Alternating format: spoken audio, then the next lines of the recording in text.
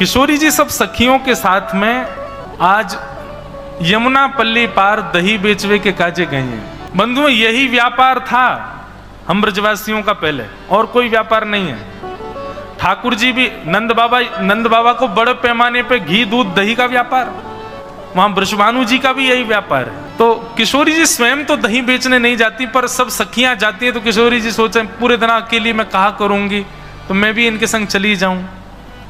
तो आज सब सखियन के संग दही बेचन के काजे सब गोपी जा रही हैं, और किशोरी जी उनके साथ यमुना पल्ली पार गई। अब यमुना पल्ली पार गई, वादना ऐसा योग बनो कि कोई दही खरीदे वारो आयो ही नहीं, दही विक्रय भयो ही नहीं। शाम को समय है गयो, किशोरी जी ने सब सखीन से कही, अच्छा अब चलो, वापस चलो, ज्यादा रात्रि है जाएगी, विलंब है जाएगा, कीर्ति मैया फिर बहुत डांटे, चलो वापस चलो। जैसे ही वापस जावे को तैयार भई, यमुना जी के तट पर पहुंची। मंदम मंदम सूर्य अस्त हो चुके। आज जैसा नौका विहार के समय मौसम या सूर्य का स्थिति होगी, वैसा ही बिल्कुल सूर्य अस्ताचल को चले गए। धीरे धीरे अंधेरा हो रहा था। किशोरी जी सब सकीन तो कह रही, अरे जल्दी करो, जल्दी कोई नौका की व्यवस्था करो, पल्ली पार चलें। हे श्यामाजू आप विराजो, हम देखें कोई नौका मिले तो आपको बताएंगी। सखियां सब ऊपर चढ़ चढ़ करके और महाराज यमुना के तट पर देखें, पर दूर दूर तक कोई नौका दिखाई नहीं दी। हे श्यामाजू, आज तो श्री यमुना जी ने हमारी परीक्षा ले ली है, दूर दूर तक एक भी नौका नहीं है, और ना ही कोई नौका चलावे वारो दिख रहा है। हे श्यामाजू कहा करें? अरे ऐसे मत करो, कीर्ति मैया बहुत डांटेगी। अरे पिताजी बड़े व्याकुल है रहे होंगे, मुझको जल्दी पहुंचना है घर, मैं काई को आ गई तुम लोगन के संग, आज ना आती तो ठीक रहतो। अरे जब जमुना पल्ली पार जाना हो तो मैं क्यों आई, वहीं के वहीं रही आती। बेचारे पिताजी ढूंढ रहे होंगे, चिंता कर रहे होंगे, कहाँ चली गई श्यामा। अरे आप चिंता मत करो, हम फिर से देखें कोई नौका मिले तो। सखी ने जाकर के फिर से देखी, इतने में ही एक नेक्सी सी नौका में, और नेक्से से गोपाल जी बढ़िया सुंदर वस्त्र पहने, ऊंची धोती पहने, सिर पर ढांटो बांधे, छोटी सी अपनी नौका वहीं अकेले ही चला रहे। ठाकुर जी अपनी नौका चला रहे हैं, छोटी सी नौका, नेक्से से बटुआ से ठाकुर जी। इतनी बड़ी नौका है कि ठाकुर जी जैसो एक और आ जाएगा, बस बात से ज्यादा जगह नहीं है नौका में। अकेले ठाकुर जी चला रहे हैं। इतने में ही गोपी ने ऊपर से देखो, थोड़ी थोड़ी शाम ढल गई है, और शाम ढलवे पे नौका तो दिख रही है, लेकिन नौका चलावे वारो ना दिख रहो। ठाकुर जी शाम में विलीन है गए। अरे शाजू एक नौका तो दिखाई दे रही है छोटी सी, और वह नौका में गदमदरा सो छोरा और बैठो है। गदमदरा समझे? गदमदरा मतलब रे जाके अंग प्रत्यंग नेक नेक हड्डी से उभर गए हों, नेक नेक भारी भारी है गए, वहां को गदमदरा के। सब सखी बोली एक नौका तो दिख रही है, वहां में गदमदरा से एक छोराऊ दिख रहा है। श्री जी बोली कछु करो, कैसी करो, कोई भी उपाय करो, नौका बुलाओ, मोकू जल्दी ब्रजभानु जी के पास पहुंचना, मैया बाबा बड़ी चिंता में होंगे। ये सबसे पहली नौका विहार है श्यामजू की, ठाकुर जी की और श्री जी की। आप चिंता मत करो, हम अभी बुलावे। सब गोपी गई, गोपी जाकर के सब अटारी चिल्लाने लगी, ओ मल्हा के, ओ नाव चलावे वाले, जल्दी अपनी नौका लेके आ यहाँ पे। ठाकुर जी धीमे धीमे नौका चला रहे, नौका चलाते चलाते रुक गए, और रुक करके एक बार देखी, और देख करके फिर दूसरी तरफ देख करके अपनी नौका चलाने लगे। गोपी बोली बड़े अहम में बैठो ही तो नौका वारो, देख क्यों मुंह फिर ले अपना। ओ भैया नौका वारे, ओ मला के, नेक अपनी नौका लेके आ जल्दी इत पार, हमारी श्यामाजू पार करेंगी। ठाकुर जी बोले पहले तमीज से बोल ले, मला के चिल्ला रही, कोई मला को थोड़ी हूं मैं कोई नाव चलावे वाला हूं यहाँ पे। जी मेरी नौका है, मेरी खुद की नौका है, मेरे बाबा ने छोटी सी मोकू बनवाई है, यहाँ मैं बैठ के कभी कभी जमुना जी की सैर करूं मैं, कोई आर पार करवे वारो कोई मला ना हूं मैं। कहां से आ गई है जन जोर जोर चिल्ला रही मला के। ठाकुर जी की बात सुनकर के गोपी बोली अरे जे तो मान कर रो है, रूठ रो है। दूसरी गोपी बोली अरे कैसे श्यामाजू को पार करनो भैया, दूसरी नौका दिख नहीं रही है, जय को बुलाओ, ने प्रेम से बुला ले। गोपी सब कहने लगे अरे मला के, ओ गदमदरा से कारिया, अपनी नेक्सी सी नौका लेके इतकू आ जा।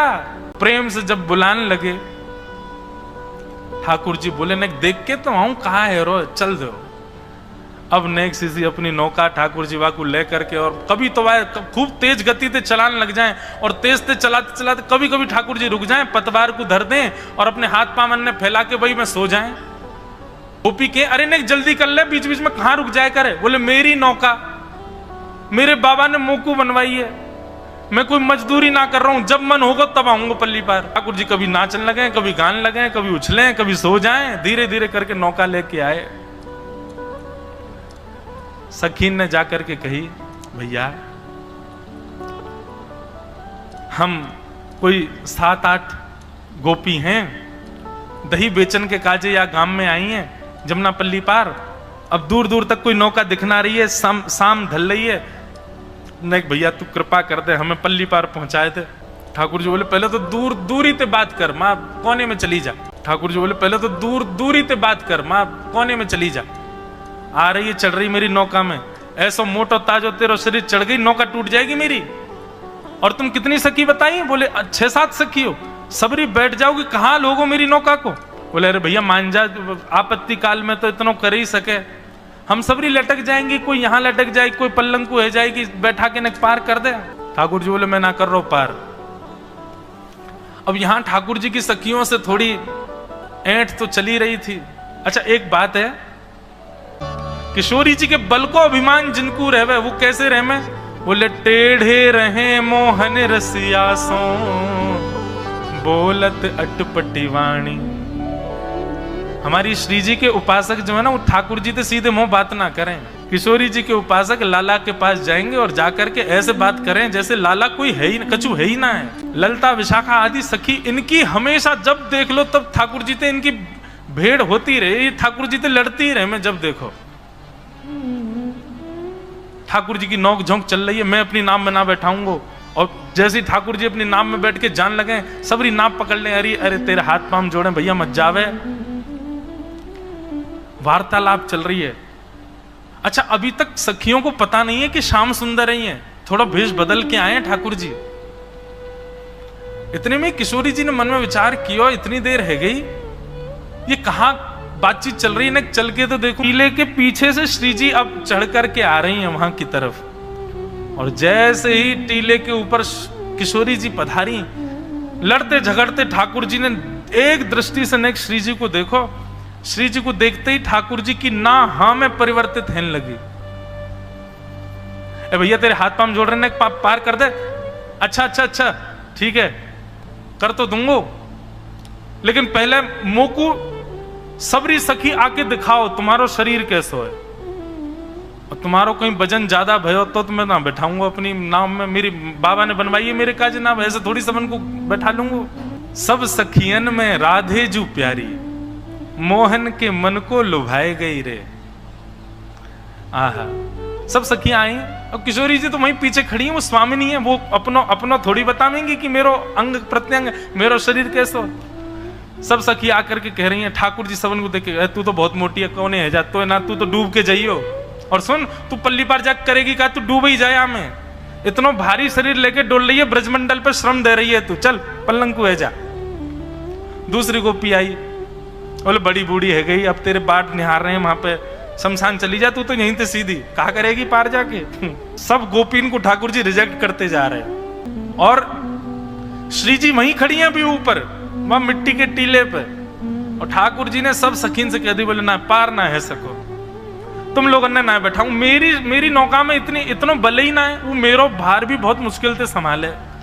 कोमल सो, बड़ो कोमल सो, बड़ो सहज सो, बड़ो निर्मल सो, बिल्कुल जैसे पंख को वजन रहे ना, ऐसे वजनवारी कोई बैठे तो बैठ जाए हम, और कोई ना बैठ सके। तभी ठाकुर जी ने श्री जी की ओर देखो, और श्री जी की ओर देख के बोली, वो कौन खड़ी है ऊपर? ललता विशाखा बोली, नजरे नीचे कर ले, मां मत देखियो, हमें तो तू बड़ो बता रहा हो, मोटी धाम धुल्लो सी और जन काका कह रहा हो, हम ते उन पे दृष्टि मत डाल लियो, नहीं तो यहाँ कछुआन ने खवा जाएंगी तो हम। अच्छा मोह लगे तुम सबन की स्वामिनी जई दिख है? बोले हाँ हमारी स्वामिनी है। तो सुन तू भी यहीं बैठी रहो, अपनी स्वामी जी को यहीं बैठाती रहे, मैं तो जा रहा हूं नाम में बैठ के। और जैसे ही ठाकुर जी जान लगे, ललता विशाखा दौड़ी, अरे ना तू तो बुरो मान जाए लाला, बुरा काय को मानना है? अरे हम तो इतने प्रार्थना ही तो कर रही हैं। तू नहीं मानेगा, देख दूर दूर तक कौन अबला नारी को ऐसी रात्रि में कौन छोड़े। ठाकुर जी बोले मैं भी तो अबला पुरुष हूं, मैं हूं तो अकेला ढूल रहा हूं, मेरे अम्मा बाबा वो मेरी बात निहार रहे हैं घर पे, ऐसे तो ना रहूंगा मैं हूं जा रहा हूं मेरे घर। बोले देखो एक ही बात है, बैठेगी तो केवल वो ही बैठेगी और कोई ना बैठेगा, या नौका में और कोई को ना बैठाऊंगा मैं।